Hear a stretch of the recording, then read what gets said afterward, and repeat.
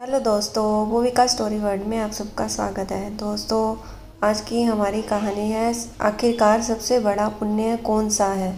एक राजा बहुत बड़ा प्रजापालक था। हमेशा प्रजा के हित में प्रयत्नशील रहता था।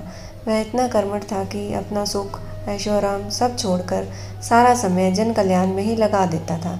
यहाँ तक कि जो मोक्ष का साधन है अर्थात भगवत भजन, उसके लिए भी वह समय नहीं निकाल पाता था।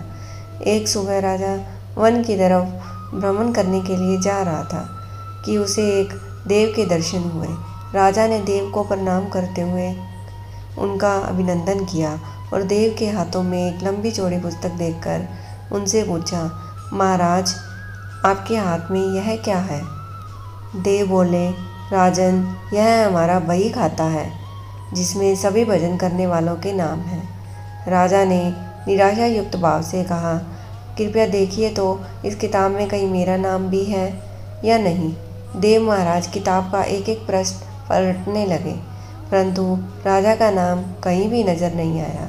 राजा ने देव को चिंतित देखकर कहा, महाराज, आप चिंतित ना हो, आपके ढूंढने में कोई भी कमी नहीं है। वास्तव में ये मेरा दुर्भाग्य है कि मैं भजन कीर्तन के लिए समय नहीं निकाल पाता और इसलिए मेरा नाम यहाँ नहीं है। उस दिन राजा के मन में आत्मग्लानि सी उत्पन्न हुई, लेकिन इसके बावजूद उन्होंने इसे नज़रअंदाज कर दिया और पुनः परोपकार की भावना लिए दूसरों की सेवा करने में लग गए। कुछ दिन बाद राजा फिर सुबह वन की तरफ टहलने के लिए निकले तो उन्हें वही देव महाराज के दर्शन हुए। इस बार भी उनके हाथ में एक पुस्तक थी। इस पुस्तक के रंग और आकार में बहुत भेद था और यह पहली वाले से काफ़ी छोटी थी। राजा ने फिर उन्हें प्रणाम करते हुए पूछा, महाराज, आज कौन सा बही खाता आपने हाथों में लिया हुआ है? देव ने कहा, राजन, आज के बही खाते में उन लोगों का नाम लिखा है जो ईश्वर को सबसे अधिक प्रिय हैं। राजा ने कहा, कितने भाग्यशाली होते होंगे वे लोग। निश्चिंत ही वे दिन रात भगवत भजन में लीन रहते होंगे। क्या क्या इस पुस्तक में कोई मेरे राज्य का भी नागरिक है? देव महाराज ने बही खाता खोला और ये क्या, पहले पन्ने पर पहला नाम राजा का ही था। राजा ने आश्चर्यचकित होकर पूछा, महाराज, मेरा नाम इसमें कैसे लिखा हुआ है? मैं तो मंदिर भी कभी कभार ही जाता हूँ। देव ने कहा, राजन, इसमें आश्चर्य की क्या बात है? जो लोग निष्काम होकर संसार की सेवा करते हैं, जो लोग संसार के उपकार में अपना जीवन अर्पण करते हैं, जो लोग मुक्ति का लोभ भी त्याग कर प्रभु के निर्बल संतानों की सेवा सहायता में अपना योगदान देते हैं, उन त्यागी महापुरुषों का भजन स्वयं ईश्वर करता है।